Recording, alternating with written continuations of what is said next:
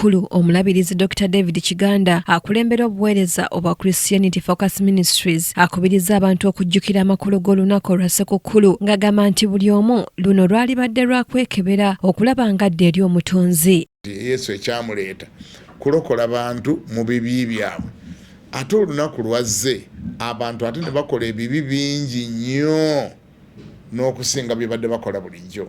Kitegeeza nti amakulu ga Christmas tetwagategeera, gaba gaabula. Bangi ku ffe tulabako olunaku, the reason for the day tetugimanyi nako. Many of us, we don't know the reason for the day. I just want to remind every one of us out there that Jesus is the reason for this season. Yesu Kristo mwana wa Katonda y'ensonga enkulu ey'olunaku luno. Era bw'obanga tomufactorinze mu bulamu bwo, bw'obanga toyagadde by'ayagala, tolweyambisa kumukyukira, tolweyambisa kumulowoozaako, kumwagala, kumwebaza n'okukola by'ayagala, kitegeeza gwe oba oli bbali nga mudalizo, tewali kintu kibi nga okujja ku mukolo ng'ozze ku mbaga ne weerabira okubuuza nti omugole yaliwa. Embaga okutali mugole ekola makulu ki? Embaga nga teriko mugole ekola makulu ki? Yesu ye mugole mu lunaku luno. Bw'obanga wazze ku mbaga ya munno, ate onoonyeza ddala okukola ebyo by'olaba nga binaamunyiiza nnyo ate ng'ekyakuleese kumusanyukirako.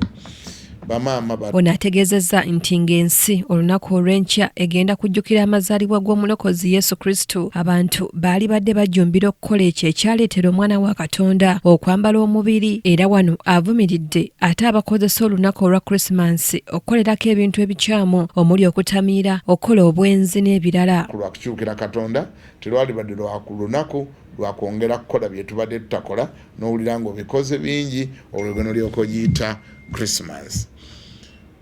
Mwebale kubanga mumpuliriza, Omukama abanjagalire mu Christmas y'omulundi guno, mbasaba tubeere bakkakkamu.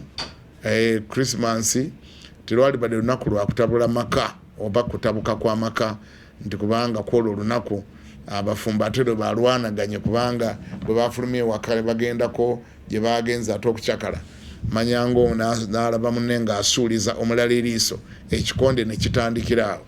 Omutawana ne gutandikira baga nti baatabuka ku Christmas. Terwali badde lunaku lwa kutabuka, lwali badde lunaku oba oli awo ate lwa kusanyuka ewaka, famire okubeera nga ziri wamu nga zeeyongedde kwegatta. Christmas musajja gwampulira, terwali badde lunaku lwe baali kutte ng'obba mu kuba badde obba ofune sente za Christmas.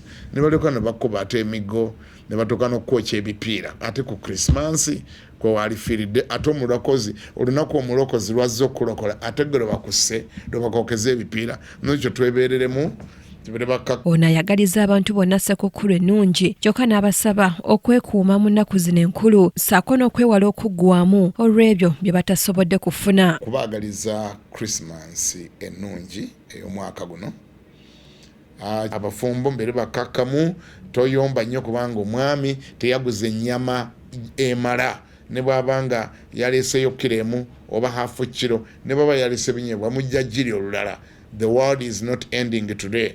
Nsaba gwe spendinga mukoona amagezi ng'omanyidde ddala nti ate olwaleero Christmas, next month is January and school fees is just around the corner. School fees ziri wali zitulinze, kwegaidde bw'obanga spendinga sente gattamu ku magezi otegere nti ate wazaala olina obuvunaanyizibwa, leka zirya nga yazibbye obubbi. Ate naawe ate azifunye nga tewafunye byakulya, weebaze Mukama kubanga oli mulamu.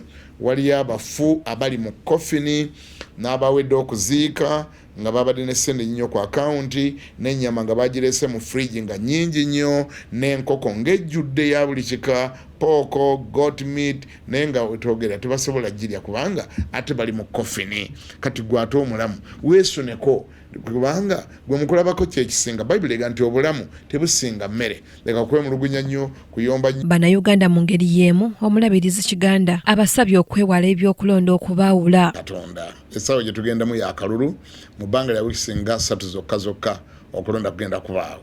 Naye kubanga tekunatuuka, kampeyini zigenda mu maaso.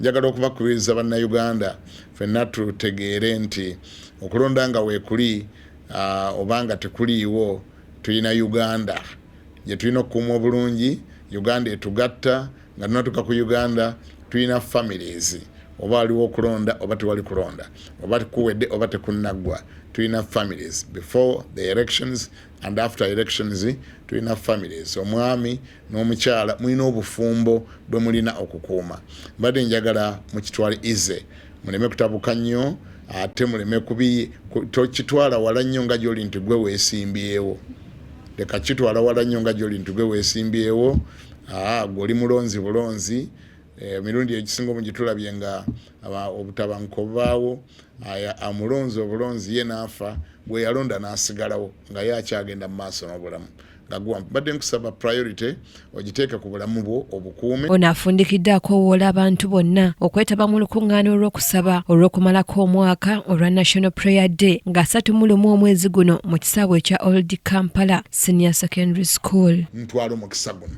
okubaaniriza mu kisaawe e Kampala mukadde ennaku z'omwezi nga 31 Desemba eyo nno gye tugenda okusula nga tusabira Uganda yaffe eno nga tusabira bakandidenti baffe abo abeesimbyewo tusabira okulonda kuba tetujja kwogera byogere ate nga tusabye mujje tusabe ensonga y'ebyokulonda tugitwale mu maaso ga Katonda e Kampala mukadde Mukama abibeeremu atukwatireko anti ebitayinzika eri abantu bye biyinzika eri Katonda bye tutasobola tubimukwase ajja tubeera tujja kuyitawo ne mu muyaga guno ogw'ebyobufuzi. Sebugenyi Joseph ne Kabagahe Mary Rose be bakusakidde eggulire lino ku KTV amalindirire.